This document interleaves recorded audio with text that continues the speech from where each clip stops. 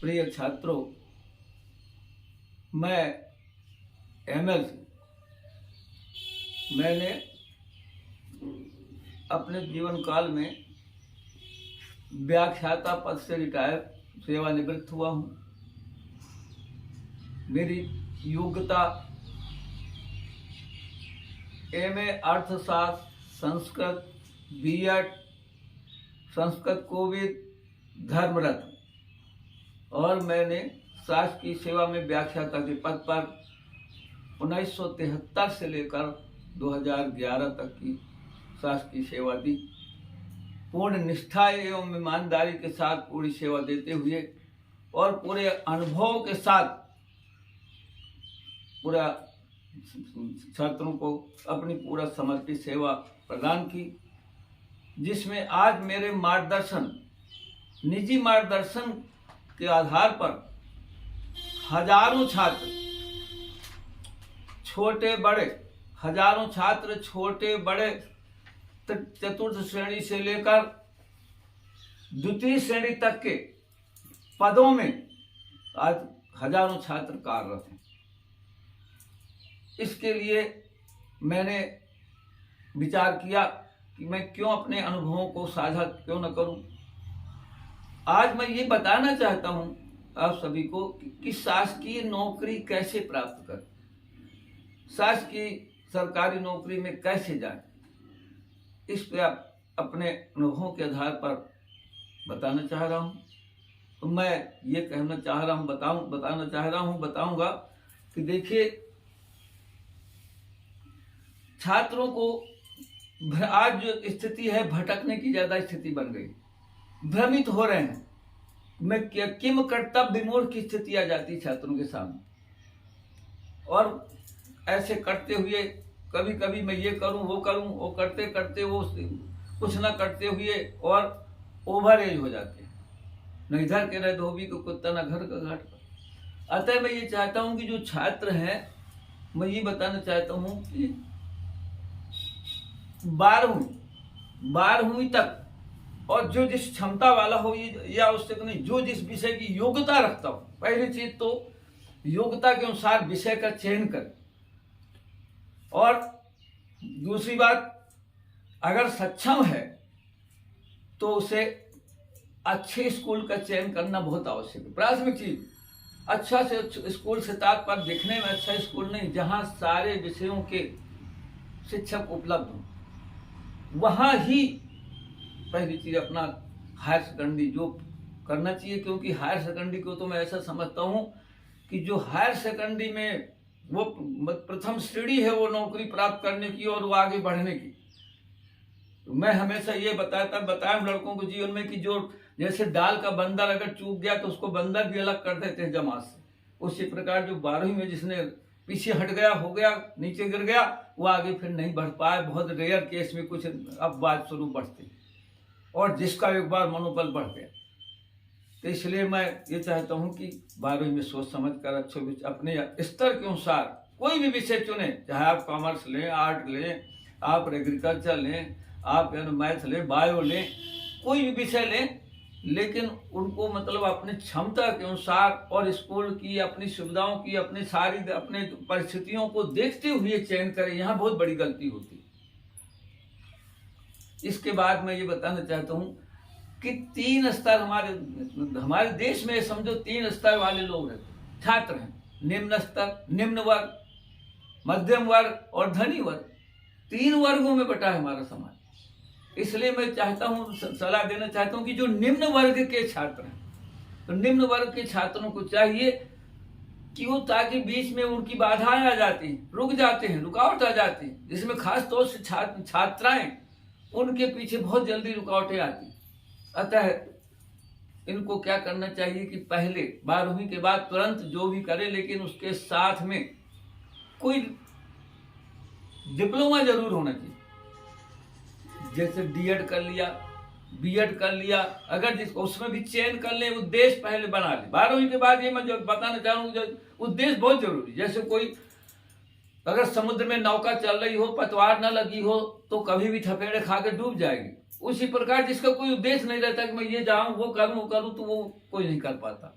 इसलिए पहले चयन कर ले कि मुझे किस क्षेत्र में जाना है। अगर उसको हर चीज संभव है, कहते हैं सकल पदार्थ है जग माही, कर्महीन नर पावत नहीं। अगर हमें मान लो भले वो निर्धन वर्ग का है आदमी, मान लो निम्न वर्ग का है, मध्यम वर्ग का है, तो इनको मैं सलाह दूंगा कि पहले वो डिप्लोमा कर ले और जो विषय लिया उसके अनुसार, जो विषय चयन किया उसके अनुसार डिप्लोमा। अगर कोई अच्छा विषय लिया हो जो कोई तो टेक्निकल डिप्लोमा कोई प्राप्त करे। अगर कोई कला से संबंध लिया हो तो वो टीचर का जरूर कर ले। वो कौन से टीचर का तात्पर्य है, डीएड बीएड कर ले। और डीएड के साथ साथ आज ये भी बताना चाह रहा हूँ, आपको पता है नहीं कि सीटीटी के लिए करने के केंद्रीय विद्यालय सेंट्रल टीचर एलिजिबिलिटी टेस्ट, उसके लिए भी ये हो गया है कि जो एडमिशन लेगा तुरंत ले लिया उसी समय वो बैठ सकता है, तो वो भी कर ले तो केंद्र का ही पात्र बन जाए। और इसके बाद जो आर्ट के छात्र हैं वो साथ बीए, तो अगर बीए का छात्र है तो उसमें एक संस्कृत का मैं सलाह दूंगा कि एक संस्कृत विषय जरूर ले, प्लस पॉइंट है। और उस प्लस पॉइंट को लेते हो, कई क्या करते हैं वंचित रह जाते हैं उससे, तो जबरदस्ती जब किया भले थोड़ा सा कष्ट हो, थोड़ा और आगे बढ़ना पड़े कॉलेज में तो बढ़ जाओ, नहीं हो सकता तो आप स्वाध्यायी रूप में कर सकते हैं। लेकिन आज अभी संस्कृत का भविष्य कम से कम 10 साल तो मैं कह सकता हूं कि भविष्य अभी बहुत उज्जवल है, क्योंकि अभी मैंने मार्गदर्शन दिया तो कम से कम मेरे कुछ नहीं तो संस्कृत के स्पेशल टीचर मेरे मार्गदर्शन के 50 टीचर बने हुए। इसलिए ये मैं चाहता हूं कि पहले इस प्रकार का कोई ना कोई डिप्लोमा लेकर कोई छोटी नौकरी प्राप्त कर ले ताकि चिंता न रहे। और फिर बड़ी चाहते हैं तो बड़ी सर्विस के लिए फिर पूर्ण रूपेण तैयारी करें, तो क्या होता है उसमें निश्चिंत होकर के पढ़ेगा, बड़ा अच्छा लगेगा मन, क्योंकि आर्थिक स्थितियां कमजोर रहती हैं, बीच में नहीं हो पाता।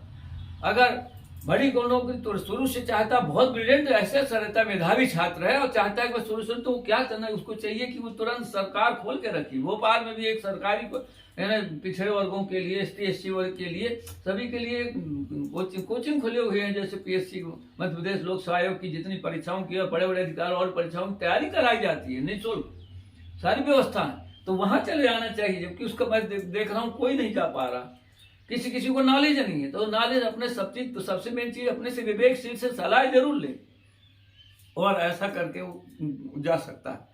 और जो मध्यम, जो बड़े अमीर वर्ग के लोग हैं उनको मैं ये सलाह देना चाहूंगा कि वो तो हताश ना हो कम से कम, क्योंकि जो बड़े अधिकारी पदों के लिए उनको कोई डर नहीं रहता, पैसे की कोई कमी नहीं रहती, तो उनको अगर 10 साल भी लग जाए। कईयों को मैं देखा, मैंने मेरे अनुभव के अनुसार मैंने ऐसे मेधावी छात्रों को देखा कि जब समय, कहते हैं समय के पहले भाग के बिना किसी को कुछ नहीं मिलता, तो जब 14 साल तक करते रहे और हताश होने लगे, किसी ने सलाह दी कि 1 साल और करो, तो 15वें साल में अच्छी अधिकारी पद प्राप्त किया। तो उसमें फिर उनके पास पैसा रहता है, कमी नहीं रहता, तो डायरेक्ट अधिकारी पद के लिए वो कर सकते हैं। जो अमीर वर्ग के लोग डायरेक्ट में उसकी तैयारी आगे रखें। और जो निम्न मध्यम की है, मैंने पहले बताया कि इनको क्या करना है कि पूरी पहले से छोटी प्रयत्न कर ले और फिर इसके बाद उसी में अपना टारगेट बना ले, तो निश्चित रूप से उनको सफलता मिलेगी। अतः ये बहुत जरूरी है कि सोच विचारे, कहते हैं बिना विचारे जो करे सो पीछे पछता है, तो ऐसा स्थिति ना है। विचार करके, अविचार न कर्तव्यम कर्तव्यम सुविचारितम, मुझे क्या करना है, कहाँ जाना है, किस ढंग से जाना, कब करना है, उसको पहले विचारें। और जब ना आए तो यहाँ सबसे बड़ी गलती होती है कि जो हमसे ज्यादा जानकार हो, जो हमसे ज्यादा विवेकशील हो, वहां पहुंचे और वहां पहुंचकर उनका मार्गदर्शन ले। आजकल आज ये हो गया है कि आज हम कहीं अगर अच्छे समर्थ हैं तो कोचिंग में भी कर सकते हैं, नहीं है तो आज सब सुविधा है, घर बैठे भी ऑनलाइन सब सुविधाएं दी जा रही और सब पढ़ाई हो रही है, सब ज्ञान प्राप्त हो रहा है, जो पूछो वो सब आ रहा है। आज पहले हम लोगों के समय बहुत कमियां थी, आज इतनी सुविधाएं हैं, इतना साधन सुलभ हो गए हैं छात्रों के लिए। केवल आवश्यकता है महत्वपूर्ण मार्गदर्शन की, अपने को अपने आप को संभलने की। और मैं तो ये कह सकता हूँ कि जिसने सोचा, जिसके पास परिश्रम में लगन है, उसे आगे बढ़ने से कोई न रोक पाया न रोक पाएगा। परिश्रम में वो शक्ति है जो तोप तलवार उनके गोलों में नहीं है। अतः परिश्रम करे और बड़े निष्ठा के साथ, बड़े लगन के साथ करे। मैं ज्यादा न कहते हो, मैं ये कहना चाहूंगा कि जो सब करते हुए अगर सफलता चाहता है आदमी, तो फिर इसके बाद उसके लिए समय का बहुत बड़ा, सा, फा, ला और ता 4 अक्षर है सफलता के लिए। तो सा का मतलब होता है समय का पूरा ध्यान दे। समय सोना कहते, कई जो महाभारत में भी आज रामायण चलता था कि मैं समय हूं, कहते समय ही सोना, उसे बर्बाद मत कीजिए। जगह जगह लिखा रहता, जिसने समय को बर्बाद किया उसने सब कुछ नष्ट कर दिया। समय ही सोना, समय इतना कीमती है, तो समय का सदुपयोग क्षण क्षण करना चाहिए। तो जिसने समय का सदुपयोग किया, कर ले जम के, और फल के लिए जिस चीज को चाहता है कि मुझे ये पद प्राप्त करना ही है, उसको अगर फल, वो फल कहलाता, तो उस फल के लिए ठान ले, और फिर जब ठान लेगा तो फिर मतलब लगन लगा डाले, पूरी उस काम के लिए लगन लगा दे। और लगन भर लगाने से नहीं होगा, लगन लगा ले और लगन के साथ ताकत पूरी झोंक दे। आखिरी ता है, ताकत, पूरी ताकत झोंक दे। समय का सदुपयोग करे, फल की आशा लिए हुए लगन लगा दे और पूरी ताकत झोंक दे उस काम के लिए, सफलता उसके कदम चूमेगी। अतः मैं यही चाहता हूं, इस प्रकार से अगर सफलता प्राप्त करना है तो सबसे पहले हर तरह से विचार विमर्श करने के बाद हर चीज को सोच विचार कर करें, तो हमें निश्चित रूप से सफलता प्राप्त होगी। आगे पुनः